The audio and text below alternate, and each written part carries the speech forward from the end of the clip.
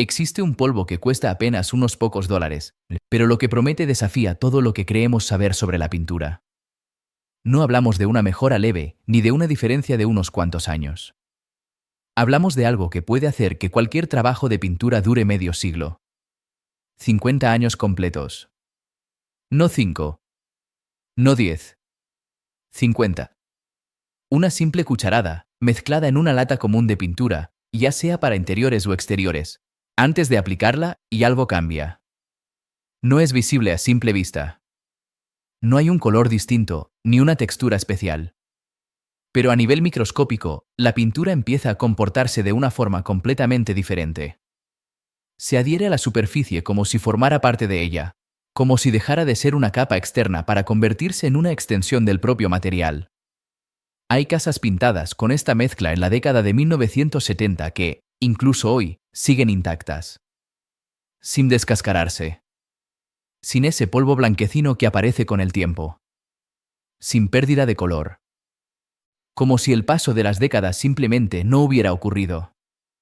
En una zona rural de Vermont, por ejemplo, existe una granja que fue tratada con este polvo en 1968.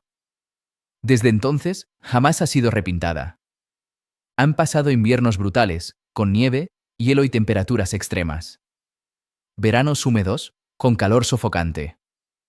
Y aún así, la capa original sigue ahí, firme, resistente, como si protegiera un secreto que no debería existir. Más al oeste, en la costa de Oregón, un farero decidió mezclar este mismo polvo en su pintura exterior en 1971. El entorno era incluso más agresivo, aire salado constante, viento marino golpeando sin descanso, salpicaduras congeladas durante los meses más fríos. Y, sin embargo, esa estructura no ha necesitado ser repintada en más de 50 años. Todo esto, con algo que puedes conseguir en una ferretería o incluso en una tienda de materiales artísticos. Nada sofisticado. Nada exclusivo. Solo un polvo que se mezcla con una cuchara durante poco más de un minuto. Sin herramientas especiales. Sin técnicas complicadas. Sin intervención profesional. Pero lo inquietante no es que funcione. Lo inquietante es que esto no es nuevo. Pintores de casas victorianos ya conocían esta fórmula de memoria. Los constructores navales de la Marina Real Británica la usaban como parte estándar de sus procesos durante más de un siglo. Incluso culturas mucho más antiguas, mucho antes de que existiera cualquier industria moderna, ya aplicaban este principio sin saber exactamente por qué funcionaba, pero sabiendo que funcionaba. Entonces surge la pregunta inevitable. Si este método existe desde hace tanto tiempo, si es barato, accesible y efectivo, ¿por qué hoy casi nadie habla de él? ¿Por qué seguimos repintando nuestras casas cada pocos años, como si fuera algo inevitable? La respuesta no es simple. Y lo que vas a descubrir a continuación no es solo una historia sobre pintura. Es una historia sobre conocimiento olvidado, o quizás, conocimiento que alguien decidió que era mejor que olvidáramos. Para entenderlo, tenemos que retroceder en el tiempo. Año 1847. En las afueras de Múnich, un mineralogista alemán llamado Ernst Husmann trabaja en su laboratorio. Está analizando muestras de un mineral blanco cristalino, extraído de depósitos en los Alpes bávaros. Su objetivo es simple: catalogar sus propiedades ópticas, su comportamiento bajo distintas condiciones. Pero en una de esas muestras, algo no encaja.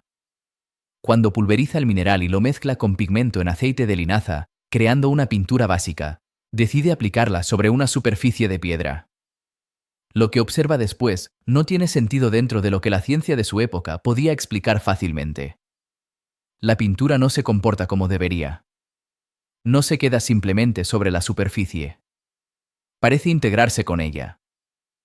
Lo que Husmann estaba a punto de documentar cambiaría por completo la forma en que entendemos la durabilidad de los materiales. Pero ese descubrimiento, aunque registrado, no tomaría el camino que uno esperaría.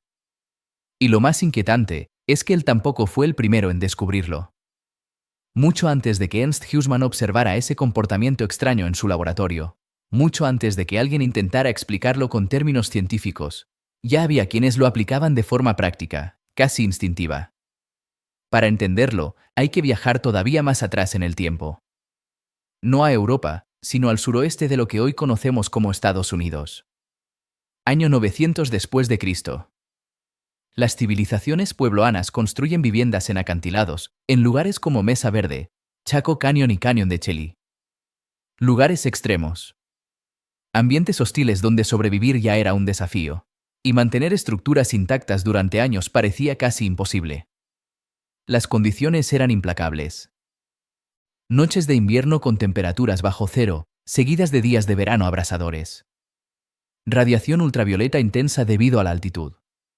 Lluvias repentinas que empapaban las paredes de piedra sin previo aviso. Todo esto atacaba constantemente cualquier recubrimiento aplicado sobre las superficies. Los pigmentos tradicionales de arcilla simplemente no resistían. Se agrietaban. Se desprendían. Desaparecían en cuestión de meses. Pero algo cambió. Cuando arqueólogos modernos comenzaron a estudiar estas estructuras milenarias, encontraron algo que no encajaba con la idea de técnicas primitivas. Algunas de las capas de pigmento seguían intactas después de más de 1000 años.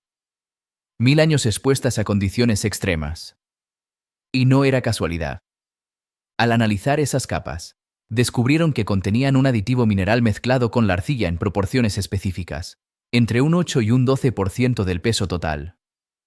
Ese aditivo no era otro que ceniza volcánica finamente molida. Un material rico en dióxido de silicio amorfo. Exactamente el mismo compuesto que Husemann identificaría siglos después en Europa. Sin saberlo en términos científicos, los constructores puebloanos habían descubierto algo fundamental. Cuando este tipo de partículas se integraban en un recubrimiento, la durabilidad aumentaba de forma radical. No solo resistía más, parecía volverse parte de la propia estructura. Las paredes pintadas en estos asentamientos, especialmente en áreas protegidas, aún conservan esas capas. No como restos deteriorados, sino como superficies sorprendentemente estables. Esto no es un accidente histórico. Esto es conocimiento aplicado. Y lo que resulta aún más inquietante es que ese mismo principio fue redescubierto, documentado y luego, en algún punto, dejó de enseñarse. Volviendo a 1849, Husemann publica sus hallazgos. Describe un fenómeno al que denomina anclaje superficial cristalino. Explica cómo las partículas minerales no se limitan a mezclarse en la pintura, sino que migran hacia la interfaz entre la pintura y la superficie durante el secado. Allí, forman una capa densa, entrelazada, casi como una red microscópica que une ambos materiales. No es solo una adhesión superficial. Es una integración. Identifica el material como dióxido de silicio amorfo. Un compuesto extremadamente común. Presente en la arena de playa, en el vidrio volcánico, en la tierra de diatomeas. No es raro. No es exclusivo. Está prácticamente en todas partes. Y, sin embargo, su potencial parece haber sido ignorado. Cuando este polvo se añade a una pintura, aproximadamente una cucharada por cada cuarto de galón, algo ocurre durante el secado. Las partículas se redistribuyen. Se mueven hacia donde la pintura entra en contacto con la superficie. Y ahí empiezan a actuar. Se incrustan en las irregularidades microscópicas del material base. Se enlazan físicamente. Pero también químicamente. Forman enlaces siloxano, conexiones entre átomos de silicio y oxígeno, que son extremadamente estables. Estos enlaces no se rompen fácilmente. No les afecta la radiación ultravioleta. No se degradan con los cambios de temperatura. No se disuelven en agua.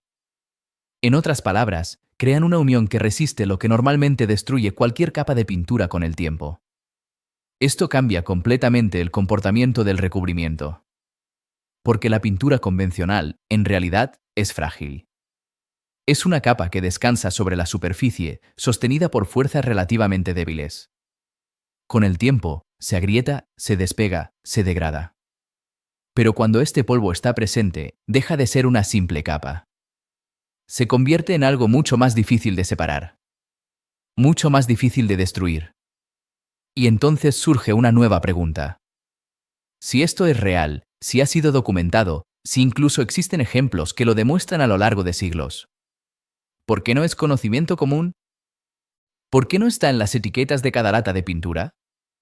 ¿Por qué nadie lo menciona cuando compras materiales en una tienda? La respuesta no aparece de inmediato. Pero cuando empiezas a mirar más de cerca, cuando conectas los datos, las cifras, los silencios, todo empieza a tomar una forma que resulta, como mínimo, inquietante. Y es ahí donde esta historia deja de ser solo química y empieza a convertirse en algo mucho más profundo. Cuando empiezas a observar las cifras, el panorama cambia por completo.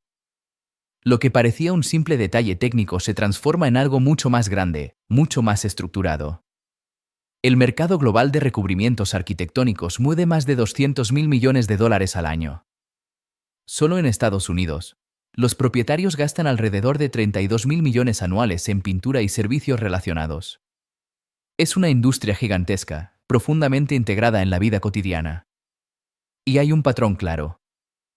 Una casa promedio necesita ser repintada cada 5 a 7 años en exteriores. No es una recomendación opcional. Es prácticamente una certeza aceptada. El sol degrada la pintura. La humedad la debilita. El tiempo la destruye. Eso es lo que nos han enseñado. Pero ahora, imagina por un momento que eso no fuera inevitable. Imagina que una sola modificación, una cucharada de un polvo común, pudiera extender la vida útil de esa pintura no a 7 años, sino a 50. Eso cambia todo.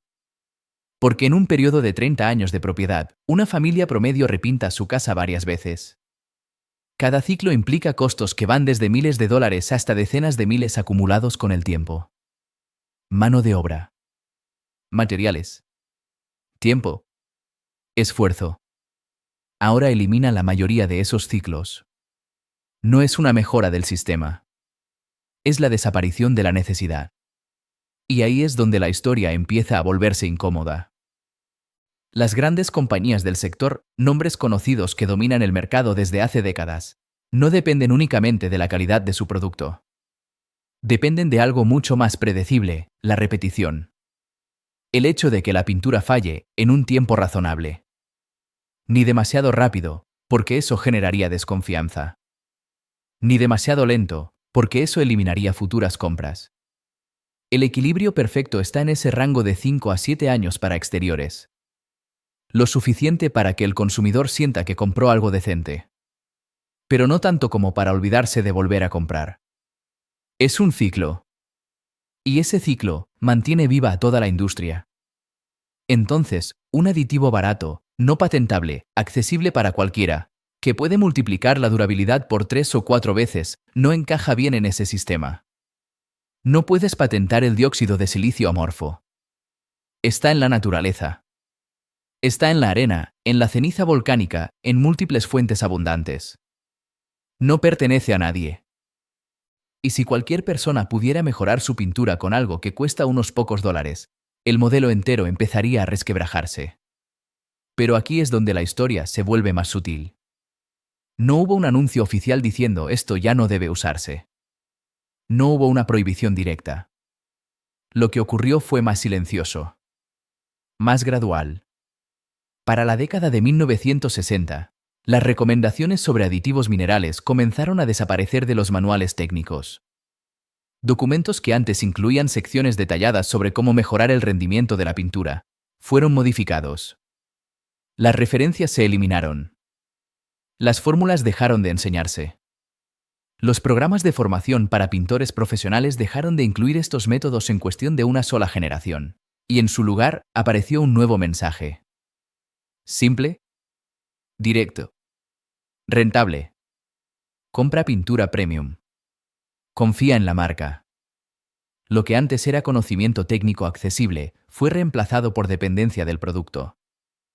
Y aquí hay otro detalle que no suele mencionarse. Muchas de las pinturas premium modernas ya contienen compuestos a base de sílice. Pero no en la forma en que tú podrías añadirlos. No en cantidades libres. No con control del usuario. Están integrados en la formulación, procesados, ajustados a tamaños de partícula específicos, bajo condiciones controladas por el fabricante.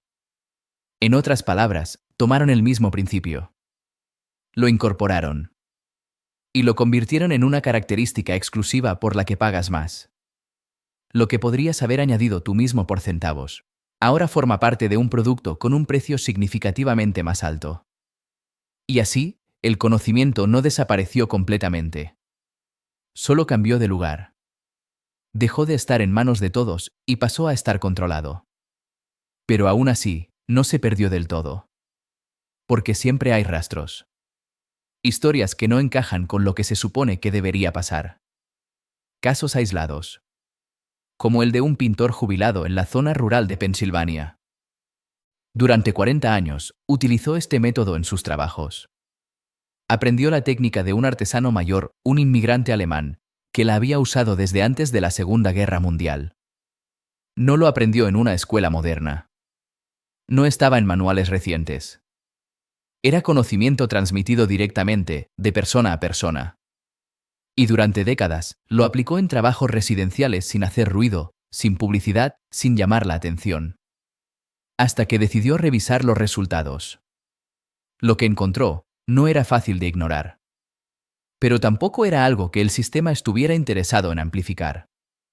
Y es ahí donde la historia entra en su fase más reveladora. El pintor no trabajaba con teorías. No hablaba de enlaces químicos ni de estructuras moleculares. Él simplemente observaba resultados. Durante décadas, documentó cada proyecto en el que utilizó esa mezcla.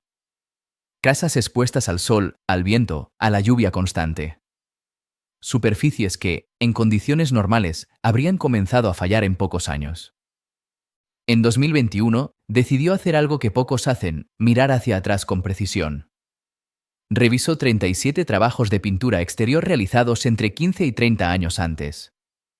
No eran experimentos de laboratorio. Eran casas reales, con dueños reales, sometidas a condiciones reales. Y lo que encontró no encajaba con lo que dicta la industria. De esos 37 trabajos, 22 no mostraban signos significativos de deterioro. Ni descascarado. Ni ese polvillo característico que indica degradación. Ni pérdida notable de color que justificara un repintado. Años, décadas, y la pintura seguía cumpliendo su función. Los propietarios de esas casas, sin saber exactamente por qué, habían evitado múltiples ciclos de repintado. Mientras sus vecinos volvían a pintar cada 5 o 7 años, ellos simplemente no lo necesitaban. El ahorro acumulado era considerable. Miles de dólares por propiedad. Pero más allá del dinero, había algo más importante, una anomalía. Un resultado que no debería ser posible si las reglas actuales fueran absolutas. Y sin embargo, ahí estaba. Este tipo de conocimiento tiene una característica particular. Nunca desaparece del todo. Puede dejar de enseñarse. Puede dejar de publicarse. Puede volverse raro, casi invisible. Pero siempre queda en algún lugar. En estructuras antiguas que siguen en pie contra toda lógica. En documentos olvidados en bibliotecas. En manos de personas que aprendieron antes de que esa información dejara de circular. Porque lo que descubrieron los constructores puebloanos, lo que observó Huisman, lo que aplicaron pintores durante generaciones, no es magia. Es química. Cuando el dióxido de silicio amorfo se mezcla en la pintura, no actúa como un simple relleno. No es un ingrediente pasivo. Durante el secado, las partículas comienzan a moverse dentro de la mezcla líquida. No es algo que se vea. Pero ocurre. Impulsadas por diferencias de energía en la superficie, migran hacia el punto donde la pintura toca el material base. Es el límite invisible donde todo se define. Ahí, las partículas hacen dos cosas al mismo tiempo. Primero, se incrustan físicamente en las irregularidades microscópicas de la superficie. Cada pequeño poro, cada grieta invisible, se convierte en un punto de anclaje. Segundo, forman enlaces químicos extremadamente estables con los componentes minerales del sustrato. Concreto, ladrillo, piedra, incluso los componentes minerales presentes en la madera. Estos enlaces, conocidos como enlaces siloxano, son de los más resistentes en la ciencia de materiales. No se rompen fácilmente. No se degradan con la luz solar. No se debilitan con la humedad. No se ven afectados por los cambios extremos de temperatura. Mientras la pintura convencional se comporta como una capa superficial que con el tiempo se separa. Esta mezcla crea algo diferente. Una transición gradual entre la pintura y la superficie. Una especie de unión híbrida. No es simplemente pintura sobre una pared. Es una capa que se vuelve parte de la pared. Y eso cambia todo. Porque elimina el punto débil donde normalmente comienza el fallo. El desprendimiento. ¿La grieta? La separación. Un estudio publicado en 2008 en el Journal of Coatings Technology analizó precisamente este efecto. Compararon pintura látex estándar con pintura modificada con dióxido de silicio sobre paneles de concreto, sometidos a envejecimiento acelerado. Simularon décadas de exposición en condiciones controladas. El resultado fue claro. La pintura estándar comenzó a mostrar signos de deterioro significativo alrededor del equivalente a 15 años. Agrietamiento. Pérdida de adhesión. Desgaste visible. La pintura modificada, no. Incluso al final del ensayo, equivalente a 25 años de exposición, no presentaba degradación medible. La diferencia no era pequeña. Era estructural. Los investigadores concluyeron que la vida útil funcional se extendía entre 3 y 4 veces. Todo por una modificación mínima. Entonces, si todo esto está documentado, si los resultados existen, si la química es conocida, ¿por qué sigue pareciendo un secreto? Porque la mayoría de las personas jamás ha escuchado hablar de esto. Quizás la respuesta no está en lo que se dice, sino en lo que se deja de decir. En lo que desaparece lentamente de los manuales. En lo que deja de enseñarse. En lo que deja de formar parte del conocimiento común. Y mientras tanto, afuera, en silencio, hay estructuras que siguen desafiando el tiempo. Capas de pintura que no deberían seguir ahí. Pero siguen. Esperando a que alguien vuelva a hacer la pregunta correcta. Y entonces llegamos al punto más delicado de toda esta historia. No se trata solo de entender qué ocurre, sino de saber qué hacer con esa información. Porque, a pesar de todo lo que has escuchado, esto no requiere tecnología avanzada, ni herramientas inaccesibles, ni conocimientos especializados. Es, en esencia, algo que cualquiera podría intentar. Pero incluso aquí, hay detalles que no deben ignorarse. El polvo del que estamos hablando no es un material exótico. Puede encontrarse en tiendas de arte, proveedores de cerámica o distribuidores de minerales. A menudo aparece bajo nombres como sílice fumada o sílice precipitada. También puede venderse como agente espesante o aditivo antisedimentación. Es común. Accesible. Casi invisible para quien no sabe lo que busca. La proporción es específica. 1 cucharada por cada cuarto de galón de pintura. Es decir, aproximadamente 4 cucharadas por galón. No más. No menos. Exceder esa cantidad puede alterar la viscosidad de la pintura, cambiar su acabado, afectar el brillo final. Y eso podría delatar algo que debería pasar desapercibido. El proceso de mezcla es simple, pero no debe hacerse de forma descuidada. Antes de abrir la pintura, es necesario tomar una precaución básica, evitar inhalar el polvo. Las partículas finas de sílice no deben entrar en los pulmones. Una mascarilla es suficiente. Un detalle pequeño, pero importante. Luego, el polvo se añade a la pintura y se mezcla durante al menos 90 segundos. Puede hacerse con una paleta de madera o con un mezclador mecánico. El objetivo es lograr una dispersión completa, uniforme. Una vez terminado, la pintura no se ve diferente. No hay señales externas. No hay pistas. Y eso es precisamente lo que hace que todo esto sea tan difícil de detectar a simple vista. La aplicación no cambia. Brocha, rodillo, pulverizador, el método es el mismo. Los tiempos de secado siguen siendo los indicados por el fabricante. La cobertura no se altera. Todo parece normal. Pero no lo es. Porque lo que realmente importa no ocurre durante la aplicación. Ocurre después. Durante el secado. En ese momento invisible donde la pintura deja de ser líquida y comienza a endurecerse, ahí es donde el polvo empieza a hacer su trabajo.